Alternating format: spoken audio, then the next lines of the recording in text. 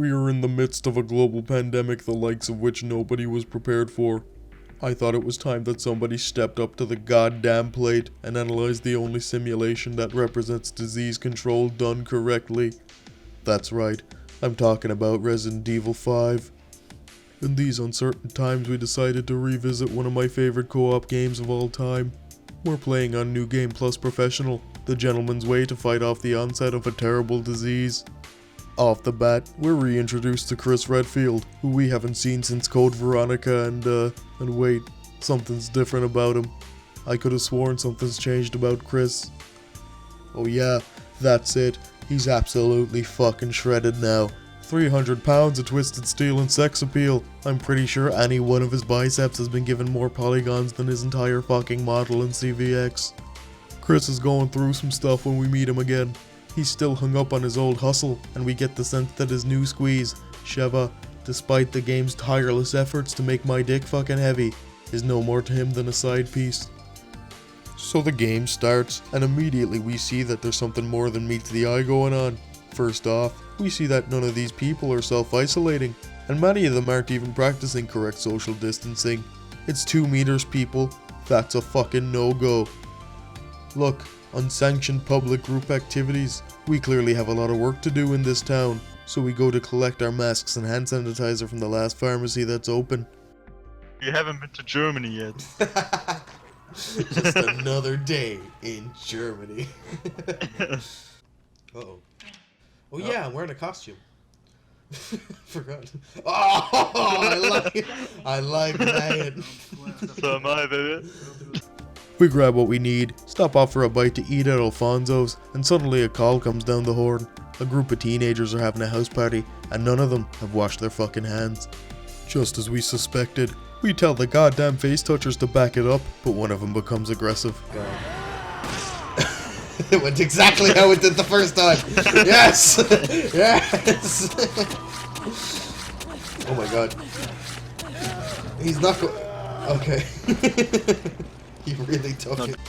After he's subdued and detained for his own safety, we check the nearest shop for reserves of toilet paper and are concerned to find that it's true. There's no fucking TP, and the unwashed masses are starting to panic. The mass hysteria is setting in, and we need to get off the goddamn streets. We escape the roving, filthy crowds. From our new haven, we see it through the window. A Joe Biden rally. I feel sick just looking at these crowds. The vapors passing between them, fucking disgusting. In that moment, both Denis and I understand immediately. We have to shut these liberals down. There's no time to wait for backup. Becomes clear very quickly at this point in the game you are not meant to have fully upgraded automatic weapons. That does not stop us from dying repeatedly. Sure. It might be just time, but not sure. Oh my god. Please, Chris. No, turn around, turn around. Oh, no way. I didn't know you were next to me. What did you do? I just shot the barrel, but I thought the gap would be wide enough. Yeah, we get it. Just like last time I had to put it in. Professional difficulty does not mess around, and as soon as you're hit, you bleed out in about 2 seconds. If your partner's not right beside you, it's already fucking over. We do a stellar job keeping the peace and controlling the panicking public.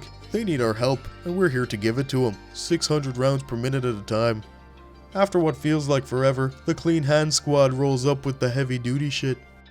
You might wrongfully think that we solved the 2020 conundrum right then and there. But lo and behold, life comes at you fast.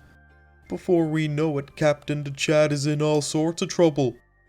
We still owe him and Alpha Squad a pretty big favor for helping us out earlier, so we start moving towards the site of the deal we've been sent to intercept. While I like this game throughout, I feel like it's at its strongest in the early chapters. Running street to street, parkouring from roof to roof in hostile territory. This game has been foolishly tagged as a shooter throughout the internet. Seasoned gamers will know that using guns in this game is a rookie mistake. Both Chris and Sheva are smuggling goddamn WMDs in each fucking limb. I am Kick Puncher. My cyber punches have the power of kicks.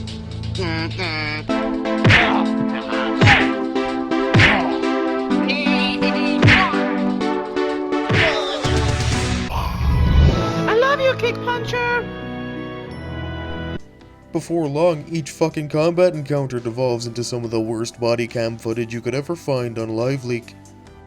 After brawling our way through the streets of Kijuju, we discover the one thing that we cannot abide, a hottie in distress. She's so pleased to see us that she tries to give Chris a smooch to show her gratitude. He, being a gentleman, declines.